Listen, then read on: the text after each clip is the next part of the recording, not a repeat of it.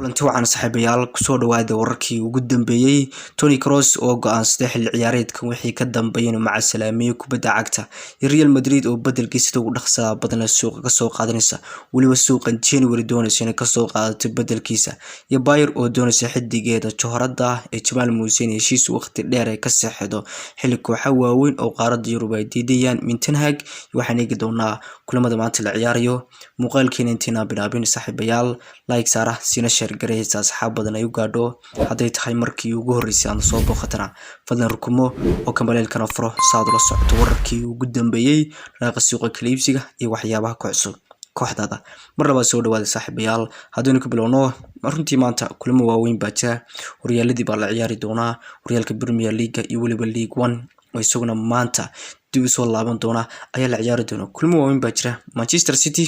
ayaduna maanta ciyaari doonta waxayna kulan weyn ay leedahay Leeds runtii Leeds laftigeeda la isku mahaleyn karo kulankaasi ay foodistari doona caawa xilli ay culays fara badan u saaran yahay Manchester City sidii ay u sii adkeysan lahayd booskeeda labaad oo ay maalin dhawaad kala wareegtay Newcastle kadib guusha ay gaadhay runtii hal dhibac ayaa maanta laga hayaa Man City kaalinta labaad kalinta koobaadna waxaa laga hayaa 8 dhibcood hadii maanta ay qadjacayo in la qabtay si gasho oo Leeds ay dhibto Leeds oo kaalinta 15aad ku jirta oo 15 dhibcood oo kaliya leh ay la ciyaari doonta in lagu adkeeyana waa dhici kartaa laakiin hadii maanta Manchester City la qabto waxay noqon doontaa in horyaalka ay xilli horeba u sii hambalyeena Arsenal runtii 2 Man City leedahay kan saddexaadna waa fadhida Newcastle United hal dhibic ka haysa halka Arsenal iyadoo 40 xilli hore ayadu waxay shaqeysatay meel ay waxay ku sii tiirsatay Manchester City iyo Leeds United ayaguna maanta soo jiidi doona sidoo kale PSG iyadoo maanta in ciyaari doonta runtii kulan weyn ay maanta ciyaari doonaan xusuusin in xidigaha weerarka uga ciyaara PSG ay kacsanaayeen intii aan koob adduunka aan la tagin Neymar Messi Mbappe ayaa waxay isku dar ay duwan galiyeen 73 gool 73 gool iyo assist isugu jira 73 gool ay ku lug lahayn saddexdooda oo kaliya korfasixi koobka adduunka intii aan la gelin 43 gool ay dhaliyeen wadarta goolasha dhaliyeen halka 30 assistina ay sameeyeen 73 ay ku lug lahayn saddexdooda oo kaliya runtii waa kacsanaayeen maantana waa ciyaari doonaan halka isaga Lionel Messi ka maqan yahay oo caawaxa diyaar ah kulanka Mbappe iyo Neymar Messi isagu waa ka maqan yahay toddobaadka dambe ayuu tababar ku soo laaban doona kulamada dambe ayuuna isku diyaarin doona runtii Messi oo kaliya 12 gool buu dhaliyay intii aan koob adduunka fasaxa la galin horyaalka League 1 ka dhaliyay 14 assistna waa ka sameeyay halka Mbappe isagu 19 gool uu dhaliyay 5 assist uu sameeyay Neymar 13 gool 12 assist runtii saddexdu waa kacsan yihiin maanta dib ay PSG soo laaban doonta kulamadaas ayaa jira oo PSG ciyaari doonta halka Man City Leeds ciyaari doonaan xilli caawa Pep iyo Manchester culays badan u saaran yahay amba horyaalku waa ku daayay ama loo rajaysay jirto wali waa lagu sii tartami doonaa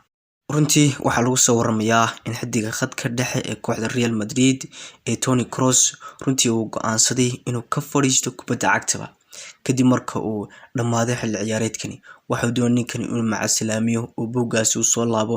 inkastoo ay jiraan warar xanu sheegaya hal ciyaareedka markuu dhameysto kooxda Real Madrid qandaraaskiisa 6 bilood ay ugu dhiman in Manchester City uu aadi karo halka ay warar kale oo xoogan ay sheegayaan inuu doonayo ninkan kubadda cagta page-kaasi uu soo laabo hadaba Real Madrid ciyaarinkaasi ka warqabta waxaana macquul ah inay dardar geliso heshiiska Jude Bellingham waa ninka aragto bedelka saxda ah ee Toni Kroos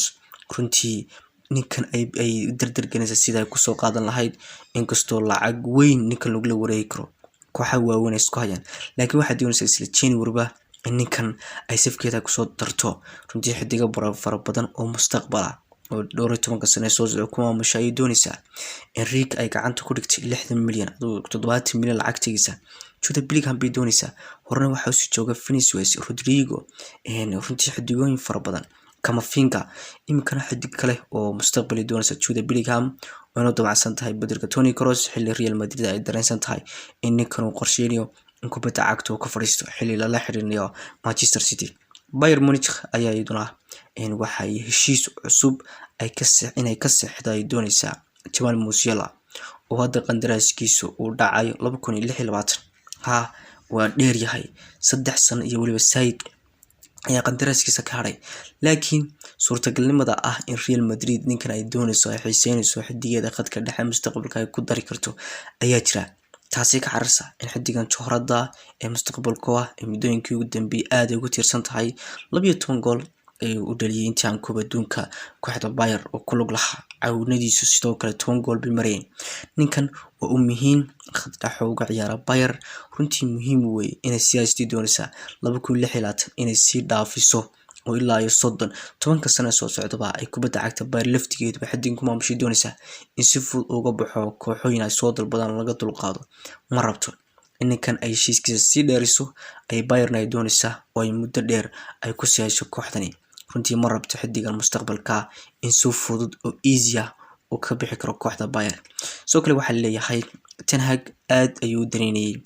in uu kooxdiisa uu ku soo daro Cody Gakpo oo runtii laga dulqaaday runtii waxa leeyahay balse maamulka Manchester United ayaan u dhaqaaqin saxaas waxaan leeyahay sababo dhaqaale la'aan la xiriirta ayuu maamulku awoodi waayeen laacibkaasi ay la soo wareegaan inkastoo Ten Hag isagu aad u xiiseen hadaba kooxda ayuu tababaraha runtii waxay u sheegeen maamulka tababaraha in ayna kaliya ay awoodaan saxiix ama in la soo wareegi karo Ten Hag laakiin aanay tamaro hayn lacagina ku bixiyaan xidiga la soo wareego runtii United oo midooyinkii ugu dambeeyay suuqa lacag gelin jirtay Liverpool inaan uga baran lacag suuqa ay geliso 30 iyo 20 milyan 10 ka qaraabin jirtay 100 milyan bixinaysa walaay wala kala tagay sawirada maaha waana xidiga saddexaad ku darso laga dulqaadayo Manchester United hore waxa lagu dulqaaday Thiago oo taageerayaasha lahayn welcome Man United welcome Liverpool ka dhacday Nunes way ka warqabnay si loogu loolamiyo xilada bay ka hadhay imikana Gakpo oo waan rabnaa muddo dheer ay lahaayeen oo hal habeen wixii lagu soo dhameystiray saacadii gudahooda cid walba ay shock ay ku noqotay laakiin ninka waxa leeyahay Ten Hag aad ayuu xiiseeyeen laakiin maamulka ayaa ka gaabiyay waana sababaha dhankaas iyo Liverpool uu aaday ninkani Sergio Busquets ayaa waxa leeyahay waxa ku fikrayaa inuu qandaraaska u kordhiyo Barcelona kadib markii ay wada hadal dheer ay wada qaateen tababaraha kooxda ee Xavi waxa leeyahay Sergio Roberto waa loo kordhinaya wararkiisa xalay ay soo baxeen maamulkan waxa ku wargeliyay Xavi laga yaabay Sergio Busquets isaguna xil ciyaar soo socdo heshiiskiisa u dhacayo in Xavi uu dimacsan kooxdan ku sii hayo Busquetsna wuxuu ku fikrayaa in kooxdu sii joogo oo qandaraas kale uu gacanta u sii geliyo kooxdiisa Barcelona wararkaas ay soo baxaya wada hadal dheer oo yeesheen Xavi in ninkan loo kordhin karo sidii xalay uu Xavi ugu wargeliyay maamulka in Sergio Roberto waqti dheer laga sii saxeexo oo kooxda loogu sii hayo aad ninkan ugu baahan yahay Arsenal iyo Chelsea iyo Atletico Madrid ayaa waxay ku loolamayaan saxeexa xidiga khadka dhexe ee reer Argentina iyo kooxda Brighton ee Mike Allister ninkan oo qaab ciyaareed cajiib ah soo bandhigay koobka adduunka ee xulkiisa Argentina ku soo wacdariyay runtii bishan January aad ayaa ninkan loogu dagaalamaya way adag tahayna inuu kooxda uu ka tago